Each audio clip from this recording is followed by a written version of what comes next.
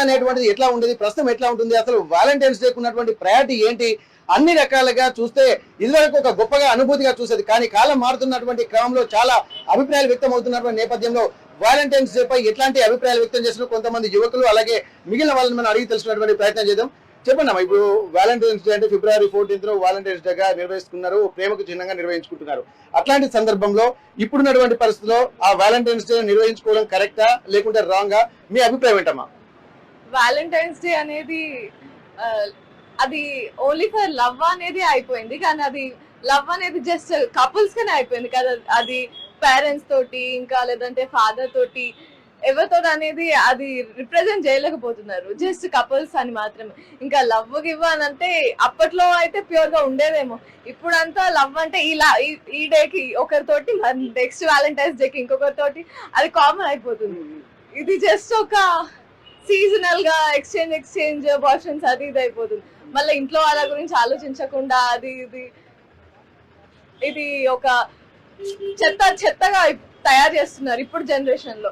Love అనేది తప్పు కాదు, కానీ దాన్ని ఇప్పుడు ట్రెండింగ్ గా నిబ్బిస్గా చబ్బీస్గా అట్లా ట్రెండింగ్ గా తయారు చేసుకున్న లవ్ అనేది మొత్తం వల్గర్ గా తయారు చేస్తున్నారు. మెచ్యూరిటీ మైండ్ సెట్ తోటి కాకుండా మొత్తం ఒక వ్యామోహంలోనే పడేటువంటి పరిస్థితి. ఫ్రెండ్స్ ఉంటే ఇక ఫ్రెండ్ కి ఉంది వాళ్ళది చూసుకుంటూ మనకి చేస్తున్నారు, అట్లా అయిపోతుంది. అంటే ఒక వ్యాలిడ్ లవ్ అంటే దానికి ఉన్న రెస్పెక్ట్ అంతా తీసేస్తున్నారు. ఇది ఇప్పుడు సొసైటీలో పెరుగుతూనే ఉన్నది, ఇంకా తగ్గదు, ఇది ఇంకా పెరుగుతూనే ఉంటది.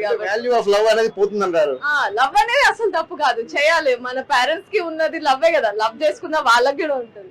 కానీ మనకి ఇప్పుడున్న జనరేషన్ లో వీళ్ళకి లవ్ అంటే ఒక కమర్షియల్ అయిపోతుంది అంతే. ఇక్కడ ఇప్పుడు దాదాపు మీరు చూస్తున్నారు, ఇప్పుడు మన ఎన్వైరన్మెంట్ లో చాలా వరకు చిన్న వయసులోనే ఒక ప్రేమ పేరుతోటి సూసైడ్లు చేసుకుంటున్నారు, లేకపోతే ఆత్మహత్య చేసుకుంటూ కొన్ని హత్యలు జరుగుతున్నాయి. ఇట్లాంటి జనరేషన్ ఎప్పుడైనా ముందు మారాల్సినటువంటి అవసరం ఉంటుందా? దీనికి ఎవరిని కారణంగా చెప్పుకోవచ్చు? ఎందుకంటే కుటుంబ సభ్యులను కూడా కొంతమంది నిందిస్తున్నారు, ప్రేమలు ఒప్పుకోవడం లేదని. తెలియని వయసులో పిల్లలు ప్రేమిస్తున్నారని చెప్పి తల్లిదండ్రులు బాధపడుతున్నారు. ఈ గ్యాప్ ని ఎట్లా ఫుల్ఫిల్ చేయొచ్చండి? ఇదంతా ముందు మనకి పేరెంట్స్ నుంచి అవేర్నెస్ ఉండాలి. పేరెంట్స్ ఎక్కువ స్ట్రిక్ట్ గా ఉన్న ప్రాబ్లమే, ఎక్కువ ఓపెన్ గా ఉన్న ప్రాబ్లమే. అది పిల్లల అవేర్నెస్ వాళ్ళ మీద ఉన్నది కూడా దానికి ఎఫెక్ట్ అవుతుంది. అంటే ఇది వాళ్ళ మన టీచర్స్ కానీ వాటిని మోటివేట్ చేయాలి, లేదంటే పేరెంట్స్ కానీ వాళ్ళని చెప్పాలి, అంత ఫ్రీగా మాట్లాడేంత ఇవ్వాలి. ఎక్కువ స్ట్రిక్ట్ చేయడం వల్ల కూడా వాళ్ళకి తెలియకుండా వెనుక మెయింటైన్ చేయడం లాంటివి చేస్తారు. మళ్ళీ టీచర్స్ వల్ల కూడా వాళ్ళు ఎక్కువ స్ట్రిక్ట్ వల్ల వెనుక చేస్తారు.